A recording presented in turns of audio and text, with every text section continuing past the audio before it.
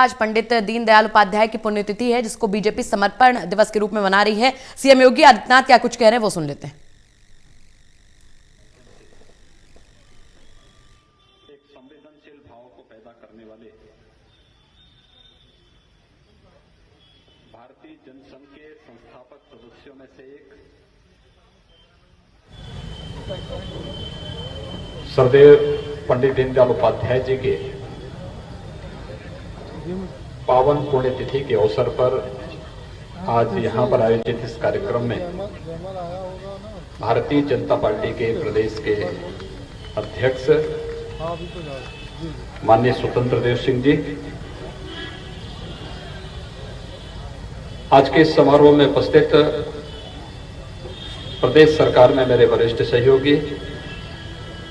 उप मुख्यमंत्री डॉक्टर दिनेश शर्मा जी, मेरे सहयोगी मंत्रीगण श्री ब्रजेश पाठक जी, डॉक्टर महेंद्र सिंह जी, श्रीमती स्वाति सिंह जी, माननीय विधायकगण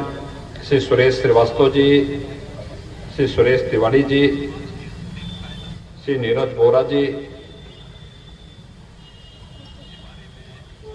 श्री गोविंद नारायण शुक्ल जी,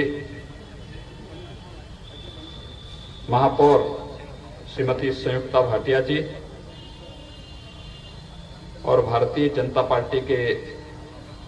महानगर के अध्यक्ष श्री मुकेश शर्मा जी और उपस्थित सभी कार्यकर्ता भाइयों बहनों, मैं सबसे पहले भारत माता के महान सपूत भारतीय राजनीति में गांव के लिए, गरीब के लिए, किसान के लिए, नौजवान के लिए और समाज के प्रत्येक तबके के बारे में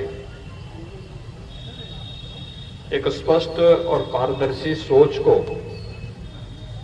स्थापित करने वाले सरदेव पंडित दीनदयाल उपाध्याय जी की इस पावन पुण्यतिथि के अवसर पर प्रदेशवासियों की ओर से उन्हें विनम्र श्रद्धांजलि अर्पित करता हूं।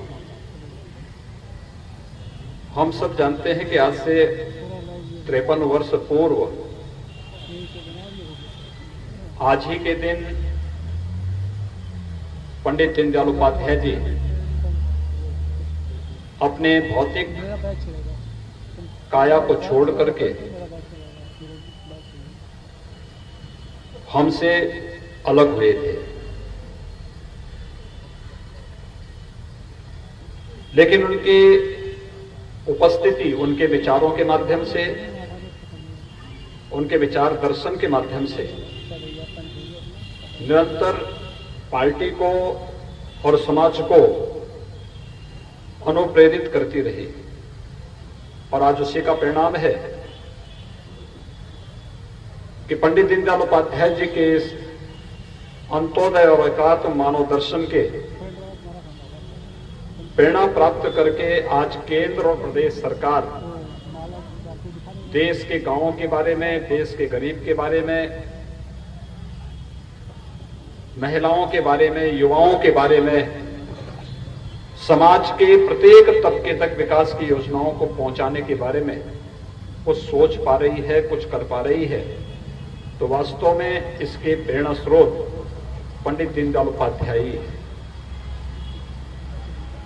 आपने कभी सोचा होगा, आप सार्वजनिक जीवन में कार्य करने वाले कार्यकर्तागण हैं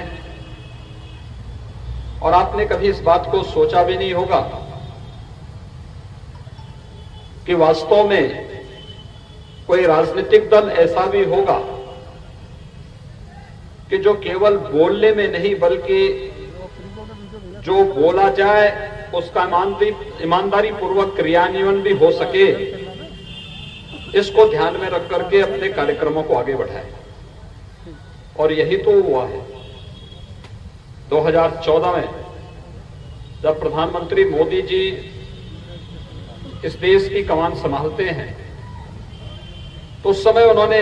एक ही बात कही थी। लोग ये मानते थे मोदी जी आएंगे पता नहीं क्या हो जाएगा, मोदी जी आएंगे देश के अंदर पता नहीं कैसी स्थिति पैदा होगी। लेकिन पहला ही वक्तव्य मोदी जी का जो आया था, वो वक्तव्य आया था कि मैं इस देश के लिए गांव, गरीब, किसान, नौजवान, महिलाएं और समाज के प्रत्येक तबके के हितों के लिए ईमानदारी पूर्वक कार्य करूंगा और शासन की योजनाओं का लाभ उन लोगों तक पहुंचाऊंगा। मोदी जी ने 26 मई 2014 को जो बात कही, 26 मई 2014 को कही गई उनकी बातें आज उनके द्वारा लागू की गई योजनाओं के माध्यम से देखने, समझने और सुनने को मिलती है। कोई सोचता था भारत जैसे देश में